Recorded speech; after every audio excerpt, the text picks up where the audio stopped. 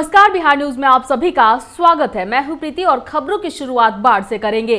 बाढ़ एएसपी अंबरीश राहुल के निर्देशन में अथमल गोला पुलिस ने थाना क्षेत्र के नया टोला सबनीमा गांव में छापेमारी कर एक कार से 126 किलो गांजे के साथ 4 लोगों को गिरफ्तार किया है। आपको बता दें कि बरामद 126 किलो गांजा की कीमत बाजार में लाखों रुपए आकी जा रही है। वाहन के सीट के अंदर सहित वाहन के दरवाजे को तोड़कर गांजा निकाला गया। इस दौरान 4 लोगों को पुलिस ने गिरफ्तार कर पूछताछ कर आगे की कार्रवाई में जुट गई है। दरअसल पुलिस को गुप्त सूचना प्राप्त हुई थी कि गांजा की स्मगलिंग की जा रही है, जिसके बाद पुलिस ने जाल बिछाया और वाहन चेकिंग के दौरान वाहन को पकड़ लिया गया। जनाधिकार पार्टी के राष्ट्रीय अध्यक्ष के आह्वान पर सहरसा जिले के मिरटोला के पास मसाल जुलूस निकालकर सरकार के खिलाफ जमकर प्रदर्शन किया गया। वहीं प्रदर्शन करते हुए जनाधिकार पार्टी के जिला अध्यक्ष मोहम्मद जीबू ने कहा कि बिहार सरकार पूरी तरह से विफल साबित हो रही है। वो सरकार से मांग कर रहे हैं कि लॉकडाउन के कारण कोई भी छात्र स्कूल नहीं जा पाया, इसलिए इन सभी का फी माफ किया जाए। जो मजदूर भाड़े पर रहते हैं उन सभी का किराया भी माफ होना चाहिए।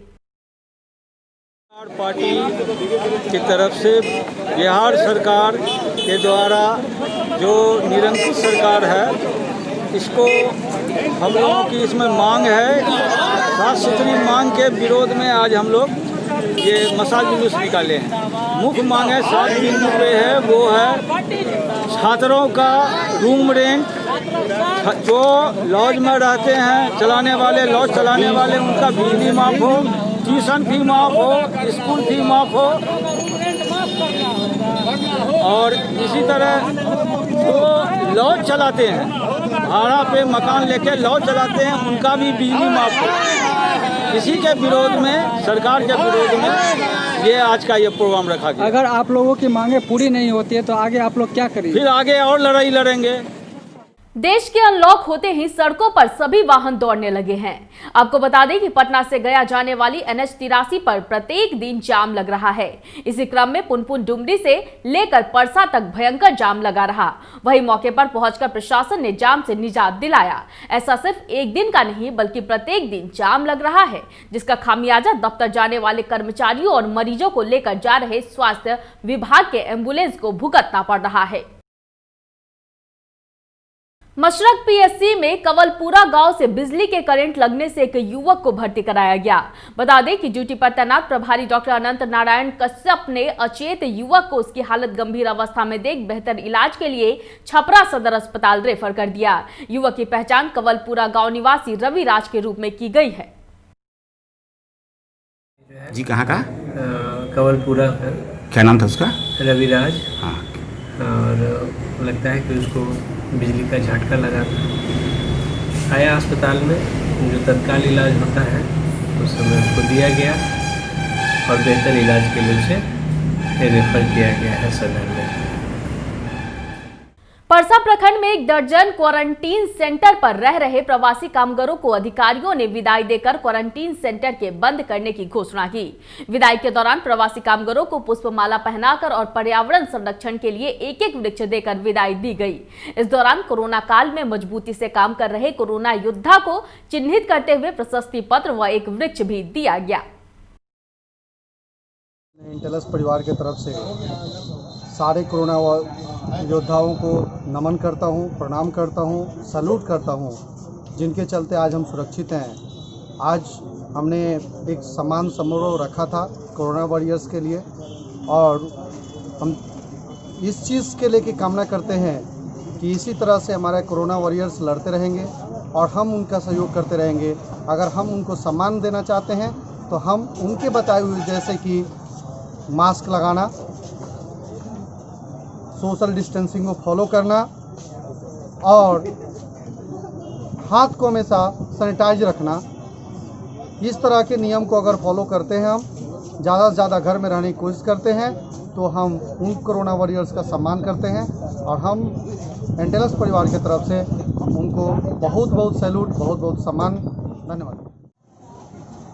आज हम लोग पंचायत क्वारंटाइन, प्रखंड क्वारंटाइन केंद्र पर जितने भी प्रवासी या गैर प्रवासी या जो एरोप्लेन से आए थे या ट्रेन से आए थे या बसेस के द्वारा आए थे या पैदल चल के आए थे, 1200 किलोमीटर की दूरियां तय करके जो बंधु यहाँ आए थे और 14 दिन जो क्वारंटाइन रहा है, आज प्रखंड परसा में क्वारंटाइन केंद्र का समापन हुआ और जिसमें बहुत सी सारी संस्थाएं आई। उसमें इंटेलस के द्वारा ये महसूस किया गया कि प्रखंड परसा में जो भी वैरियर्स हैं, चाहे वो डॉक्टर हो, पुलिस हो, सफाई कर्मी हो, हमारे योद्धा के रूप में जो भी काम किए हों, स्वच्छाग्रही विकास मित्र या जो भी कैडर हम लोगों ने लगाया, उस कैडर के द्वारा सही काम किया गया है तो उनको एक सम्मान दें।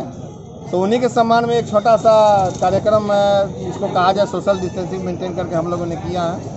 और आगे भी हम लोगों ने शपथ लिया है कि जो भी क्वारंटाइन सेंटर से होम क्वारंटाइन में घर गए हैं या किसी तरह की उनकी आवश्यकता महसूस हो रही है तो हम लोग 24 आवर जिस तरह से क्वारंटाइन सेंटर को चलाए हैं उसी तरह से गांव में भी हम लोग सेवा देंगे, बशर्ते कि वो लोग मास्क का उपयोग शुरू करें, सोशल डिस्टेंसिंग मेंटेन करें, अनावश्यक घर से नहीं निकलें।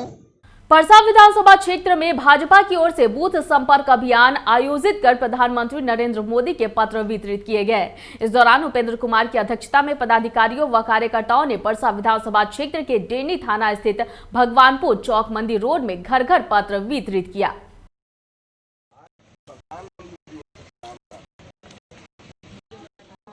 होंगे कि दरियापुर पश्चिमी मंडल के अध्यक्ष जी के अध्यक्षता में आज हमारे जिला महामंत्री अनिल सिंह जी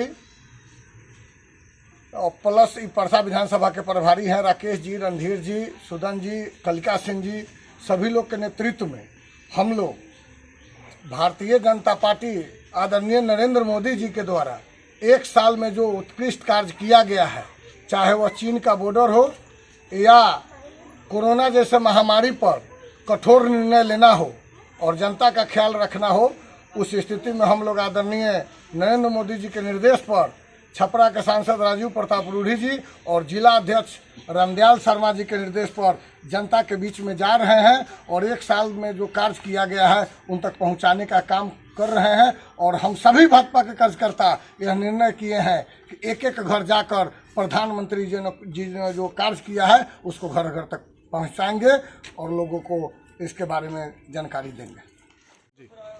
आज माननीय प्रधानमंत्री के घर घर संपर्क यात्रा के दौरान बिशंभरपुर शक्ति केंद्र के भगवानपुर बूथ पर हम लोग उपस्थित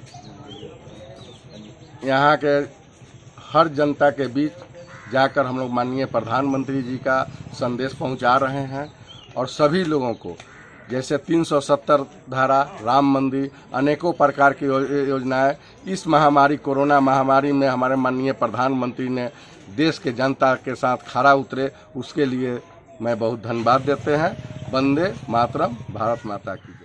कोविड-19 जांच घर का उद्घाटन सांसद प्रदीप कुमार सिंह ने फीता काटकर किया है। सदर अस्पताल कैंपस स्थित इस जांच घर में रोजाना 125 संक्रमितों की जांच होगी। इस जांच केंद्र के खुल जाने से अररिया के लोगों को बड़ी राहत मिली है। मौके पर सांसद ने बताया कि अब जिले में ही कोरोना संक्रमितों की जांच होगी। इससे पहले सैंपल दरभंगा मेडिकल कॉलेज भेजा जाता था। माननीय प्रधानमंत्री ने कहा था कि आत्मनिर्भर भारत, हम किसी देश के भरोसे, किसी के इंतजार में खड़ा रहने वाले, किसी पर आश्रित होने वाले अब भारत नहीं है। आत्मनिर्भर भारत की बात उन्होंने कहा था और मुझे लगता है कि उसी का यह कड़ी है कि आज अररिया में कोरोना वायरस जो बीमारी है, महामारी, उसका टेस्टिंग मशीन आके यहाँ पे आज उद्घाटन हम लोग किए हैं। जो कोरोना टेस्ट दरभंगा जाता था, पटना जाता था और आज से अररिया में वह मशीन लग गया है और स्वदेशी मशीन है, भारत में निर्मित मशीन है। तो मुझे लगता है कि माननीय प्रधानमंत्री जी ने जो कहा वह आज यह सुदूर इलाके में, पिछड़ा जिला में वह मशीन लग गया, यह बड़ी उपलब्धि है और उसी का यह कड़ी है कि अब और यहीं पर जो है यहाँ पर लगा है। हम सब मेहनत किए हैं, माननीय प्रधानमंत्री जी ने कहा था कुछ दिन पहले और आज वह सत पूरा होते हुए अररिया में दिख रहा है। अररिया में जन अधिकार पार्टी के सदस्य अपने विभिन्न मांगों को लेकर जाप कार्यालय के समीप मशाल जुलूस निकाला। इस जुलूस का नेतृत्व जाप जिला अध्यक्ष इम्तियाज अनीस उर्फ लड्डू ने किया। जाप जिला अध्यक्ष ने कहा कि लॉकडाउन में लोगों को काफी परेशानियों का सामना करना पड़ा है। वहीं लोगों की परेशानी को देखते हुए उन्होंने राज्य सरकार से मांग किया है कि स्कूल फीस और बिजली बिल माफ हो। सरकार से इस मसले पर जुलूस निकाला कि अभी छात्र लोगों का जो रूम रेंट है उसको सरकार से अनुरोध करेंगे कि रूम रेंट सरकार माफ़ करे और बिजली बिल कम से कम 3 महीने का हर लोगों का, हर जितने लोग हैं उन लोगों का बिजली बिल माफ़ करे। और एजुकेशन जितना एग्जामिनेशन अभी कैंसिल हुआ है, इस लॉकडाउन में जो कैंसिल किया गया है सारे का उसका एग्जामिनेशन लिया जाए और हर लोगों को कम से कम 10,000 अनुदान राशि दिया जाए। कलाकार लोग जितने बैठे हुए हैं सब कलाकार लोग लगभग बैठ चुके हैं, उन लोगों को भी अनुदान राशि दिया जाए और किसान सबों को, जितने हमारे किसान लोग हैं उन लोगों को उचित मूल्य पर उन लोगों की खरीद बिक्री का व्यवस्था किया जाए। दहेज दानवों ने एक विवाहिता सोनी देवी की हत्या कर साक्ष्य छुपाने को लेकर शव को जला दिया। घटना नगर पंचायत क्षेत्र के नौवा बागी मोहल्ले की है। मृतिका के पिता मुन्ना राम ने थाने में सभी ससुराल वालों के विरुद्ध आवेदन दे न्याय की गुहार लगाई है। बताया जा रहा है कि शादी के बाद दहेज लोभियों ने सोनी के पिता से 5 लाख रुपए और गाड़ी की मांग की थी। आए दिन मृतिका के साथ ससुराल वाले मारपीट भी किया करते थे और मृतिका के पिता ने रुपए देने में जब अपनी असमर्थता जताई तो ससुराल वालों ने उसे मौत के घाट उतार दिया। कब ये घटना किया? कल रात ने जब फोन किए हम बेटी ही मोबाइल जब्त कर लेता, बेटी फोन करके कहता है कि तुम्हारा बेटी के मर्डर कर दिए, कुछ करना है। कौन बोला ये बात? ये बोला मेरा दामाद और उसको माँ बोला पहला ही कि तुम उसको मार दो, हम तुम्हारा शादी कर देंगे। उसकी माँ का क्या नाम है? उसकी माँ के तो नाम याद हमको नहीं है सर। गिरजा देवी। और उसका पति के? उसका पति के बोले नमकेश्वर साहब। तो इसमें किसका हाथ है मारने में? मारने ने हाथ है बहन को, बड़ी वाली बहन को। क्या नाम है उसका? जैसे जैसे लॉकडाउन में ढील दी जा रही है वैसे वैसे बिहार में चुनावी सरगर्मी तेज होती जा रही है। बाढ़ विधानसभा की राजद नेत्री सह प्रदेश महासचिव नमिता नीरज सिंह ने बाढ़ के विभिन्न गांवों का दौरा किया और जनता से मुखातिब हुई। भ्रमण के दौरान जनता का आक्रोश वर्तमान सरकार के प्रति साफ देखने को मिला। वहीं उपस्थित जनसमूह में से बिहार के बाहर से आए लोगों ने बताया कि घर वापसी के दौरान उन्हें काफी दिक्कतों का सामना करना पड़ा। उन्हें कोई भी बुनियादी सुविधा प्रदान नहीं की गई। समस्त गाँव वालों ने अपनी समस्या को नमिता नीरज सिंह के समक्ष रखते हुए बताया कि गांव की सड़कें बदहाल स्थिति में है, गली नाली की स्थिति दयनीय है, हर घर नल का जल कागजों पर ही सिमट कर रह गया है, युवाओं को रोजगार नहीं मिल रहा है, खाने के लाले पड़ रहे हैं, किसान बदहाल हैं। वहीं मौके पर नमिता नीरज सिंह ने जनता से आह्वान किया कि आगामी विधानसभा चुनाव में बिहार में राजद की सरकार लाए और नेता प्रतिपक्ष तेजस्वी यादव के हाथों को मजबूत कर उन्हें मुख्यमंत्री बनाए।